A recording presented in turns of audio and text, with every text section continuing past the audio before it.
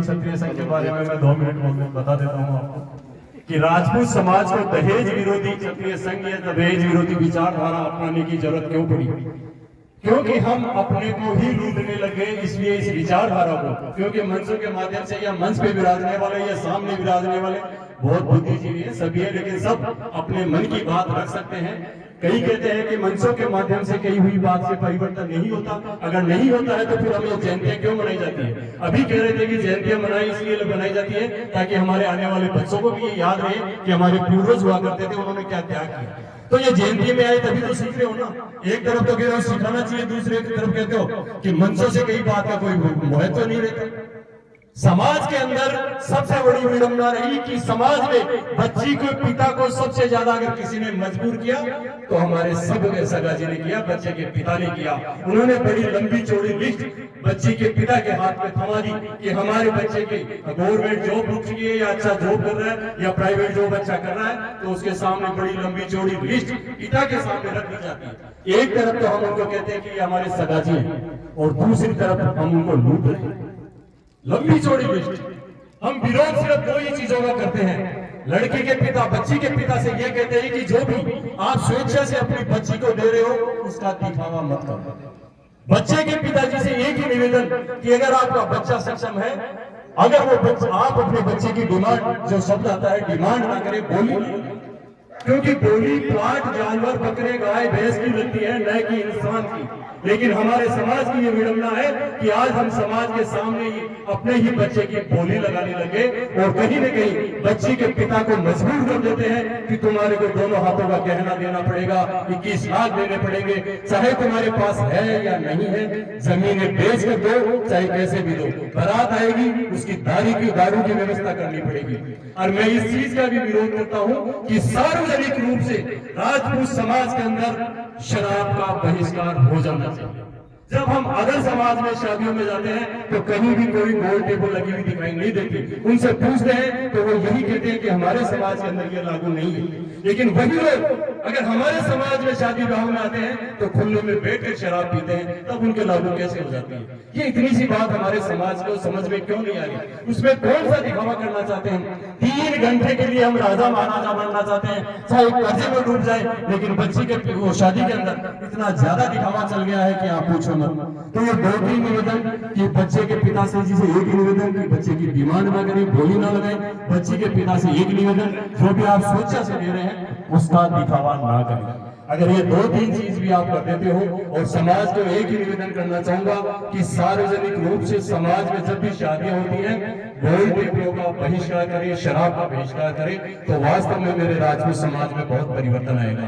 ये जयंतियां मनाते हैं हमारे पूर्वजों ने हमारे समाज और देश के लिए त्याग किया, लेकिन वर्तमान स्थिति आज क्या है?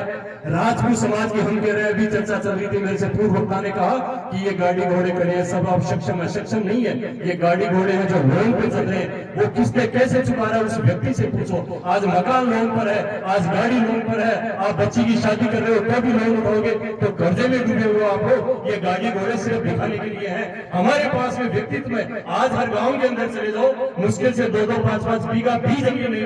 मेरा गांव मेहरौली है, मैं मेरे गांव की बता दूं, गांव के अंदर आज 2-2, 5-5 बीघा जमीन भी नहीं बची है, तो फिर वो गई कहां? आज राजपूत समाज के चिंता का विषय, अगर ये जयंतियां मनाते हैं, उन जयंतियों में इस विषय पर भी चर्चा होनी चाहिए कि राजपूत समाज के अंदर आज हर गांव में, मैं मेरे गांव की बता दूं, करीब 80 से 100 राजपूत समाज के बच्चे आज भी कमारे बैठे हैं जो 28 से 30 साल के होने जा रहे हैं। आगे क्या करें? ये चिंता का विषय है, लेकिन इसमें कोई चर्चा नहीं करता। जयंतियां मनाते अच्छी बात है, लेकिन उन जयंतियों के माध्यम से हम हमारे जीवन में क्या ग्रहण करते हैं वह मायने रखता है। जयंतियां तो हम हर साल मनाएंगे, बनानी भी चाहिए, लेकिन उन जयंतियों के माध्यम से समाज को आप क्या मैसेज दे रहे हो? आज हमारे समाज को जरूरत है, समाज के जो गांव के व्यक्ति हैं वह शहरों में जाते हैं, शहरों में हमारी शिक्षा समितियां बड़ी बड़ी हैं। भवानी निकेतन शिक्षा समिति में आप विराजते हैं, बहुत बड़ी है, समाज की वो शिक्षा समिति है, लेकिन हमारे समाज को उसमें कितना रिजर्वेशन है वह बताइए। उसमें रहना चाहिए।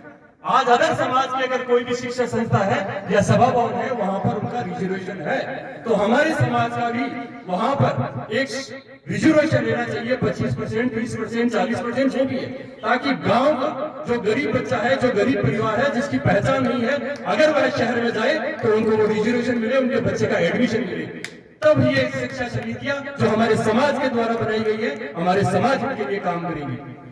हमारे समाज के जनप्रतिनिधि हो चाहे अधिकारी हो, बुरी बात लेकिन कड़वी बात और सच्ची बात कहूंगा, चाहे जनप्रतिनिधि हो चाहे अधिकारी हो, जब वह अपनी पोस्ट पे होते हैं, सत्ता में होते हैं, उस समय समाज की तरफ ध्यान नहीं देते। यही कारण रहता है कि समाज हर समय, जब भी वो राजनेता या अधिकारी समाज को आवाज देता है, समाज सड़कों पर उतरता है और अपनी ताकत के माध्यम से, चाहे वो कई उदाहरण आपको देखने को मिल जाएंगे। अभी मेरे से पूर्व वक्ता कह रहे थे कि हमारे समाज के जो जनप्रतिनिधि है उनके ऊपर भी कुछ पाबंदियां होती है, मानता हूं है, लेकिन वह अदर समाज के जनप्रतिनिधियों पर भी है ना, फिर वो क्यों खुलकर अपने समाज का पक्ष लेते हैं, तो हमारे समाज के जनप्रतिनिधि क्यों नहीं लेते?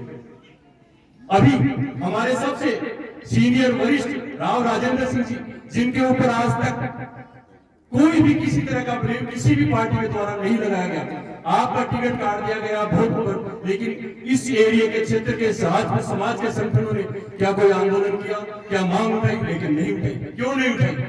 उठानी चाहिए थी। समाज के जब वरिष्ठ हैं, इनके ऊपर कोई आरोप नहीं लगा हुआ, इनकी टिकट काट दी जाती है, एक नया लड़का है, आरक्षण के माध्यम से या आंदोलनों के माध्यम से उसको सरकार नेता बना देती है। हमारे समाज के जो वरिष्ठ हैं उनकी टिकट काट दी जाती है, लेकिन ये समाज मौन रहता है।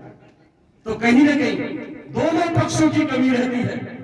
जब समाज को उनकी जरूरत होती है वो मौन रहते हैं, और जब उनको जरूरत होती है समाज की तो समाज मौन रहता है। लेकिन फिर भी अगर समाज को आवाज देगा तो समाज सड़कों पे उतरेगा और आपके साथ में लगेगा। आज पूरी बात में फिर कहना चाहूंगा कि चाहे जनप्रतिनिधि कोई भी हो, आपने समाज के कितने, चाहे आप कांग्रेस से हैं चाहे बीजेपी से, आपने कितने कांग्रेस समाज के जो लीडर बनना चाहते हैं, जो समाज को वर्चस्व रखते हैं, या जो युवा है उनमें काबिलियत है, तो उनको क्यों नहीं आगे लेके आते? जब आपके पास समय होता, जब आप उस पद पे होते, जब आपके पास में पावर होती है, तो ऐसे 100-150 कार्यकर्ता आप तैयार करते, वो 1000 कार्यकर्ता लेके खड़े हो जाते। लेकिन हम डरते हैं कहीं ना कहीं कि हमारे समाज के अगर किसी बच्चे को, युवा को अगर हमने मौका दे दिया तो आने वाले समय में कहीं ये मेरा घोड़ा न बन जाए, रास्ते का कांटा न बन जाए। यह एक समाज है जो आपको आखिरी तक सम्मान देता है। पार्टी में जब तक आप हो, कुछ पद पे हो, कुछ रखते हो, तब तक आपको पार्टी पूछेगी, बाद में कोई नहीं। लेकिन समाज लास्ट तक, आखिरी सांस तक आपको हमेशा पलकों पे बिठाए रहता है, सिर पे बिठाए रखता है, सम्मान देता है। तो आने वाले जितने भी युवा हैं उनसे भी एक ही निवेदन करना चाहता हूं, अगर आप अधिकारी बनते हैं, राजनीति में जाते हैं, तो समाज का जरूर ध्यान रखें। ये समाज ही है जो आपको आने वाले समय में इज्जत देगा और इज्जत दिलाएगा। अगर आपने समाज का साथ नहीं दिया तो ये समाज भी समझ चुका है, पढ़ा लिखा है, वो कहीं पर भी आपके साथ नहीं लगेगा। हम अन्य समाजों की तरफ तो देखें, उनका उदाहरण तो पेश करें कि अन्य समाज खुलकर के मंचों के माध्यम से बोलते हैं कि मेरे समाज के इतने आरएस बना दिए, इतने रीट के अंदर, इतने नीट के अंदर हजारों भर्तियां कर दी, कोई कुछ नहीं बिगाड़ सकता मेरा। करिए उन्होंने धांधलियां हो गई हो, लेकिन एक बात लगा दिया उन्होंने।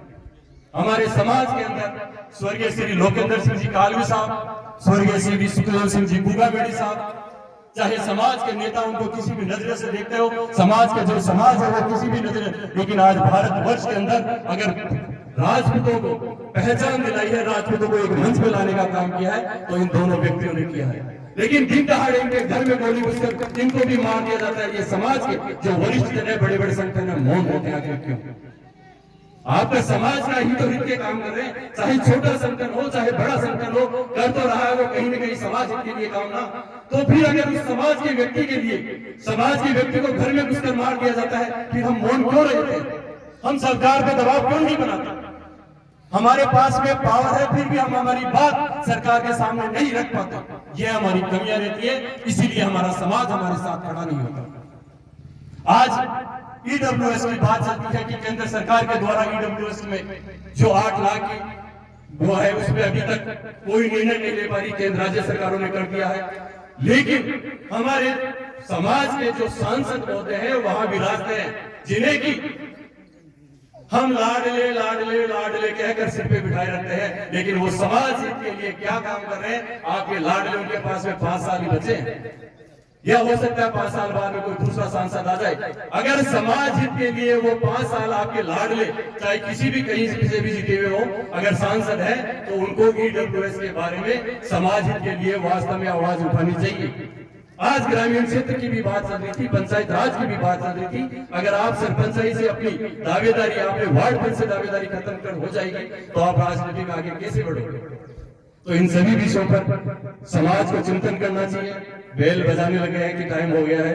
मैं यही कहना चाहूंगा, राजपूत समाज से एक निवेदन भी करना चाहूंगा, मातृशक्ति से भी एक निवेदन करना चाहूंगा, समाज बंधुओं से भी, कि अपने बच्चे की बोली लगाना बंद कर दें। बच्चे के पिता को भी, उनके परिवार को भी जीने का हक है, समाज में सर उठा के जीने का अधिकार है। उनके सर को आप लंबी चौड़ी लिस्ट देकर के नीचा ना दिखाएं।